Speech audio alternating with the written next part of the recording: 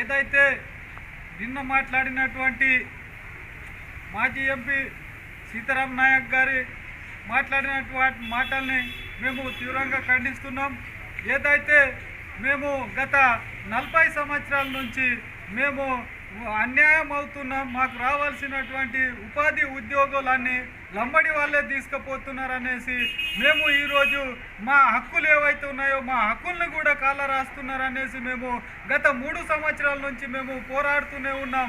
కానీ ఈరోజు సీతారాం నాయక్ అనే వ్యక్తి ఏమంటుండంటే సోయం బాపురావు గారి మీద ఏదైతే కేసులు ఉన్నాయో ఆయనకు ఇది చేయాలనేసి, అది కాదు మేము మా యొక్క ఉద్యమ నేత మాకు ఈరోజు కళ్ళు తెరిపినటువంటి నాయకుడు మా హక్కుల కోసము మాకు జరుగుతున్నటువంటి అన్యాయాన్ని ఈరోజు పోరాడుతూ ఉంటే దాని మీద బురద చల్లే విధంగా ఈరోజు సీతారాం నాయక్ మాట్లాడడం జరిగింది.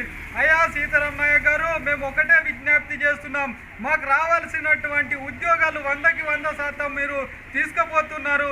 మాకు మేము మా రిజర్వేషన్ ప్రకారం మాకు రావాల్సినటువంటి మేము ఏవైతే 9 తెగలు ఉన్నామో మా 9 తెగలకి రావాల్సినటువంటి రిజర్వేషన్ మీరే తీసుకుపోతున్నారు, దోచుకుతూ పోతున్నారు.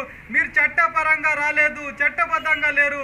కాబట్టి మేము డిమాండ్ ఒకటే చేస్తున్నాం, ఏదైతే 1976లో ఎమర్జెన్సీ పీరియడ్ ఉందో ఆ ఎమర్జెన్సీ పీరియడ్లో అక్రమంగా మిమ్మల్ని కలిపిరు. కాబట్టి అదేవిధంగా మేము ఇది చట్టబద్ధంగా లేదు, మిమ్మల్ని తొలగించాలనేసి మేము డిమాండ్ చేస్తూనే మేము 3 సంవత్సరాల నుంచి పోరాడుతున్నాము. ఇది మీకు తెలియట్లేదా?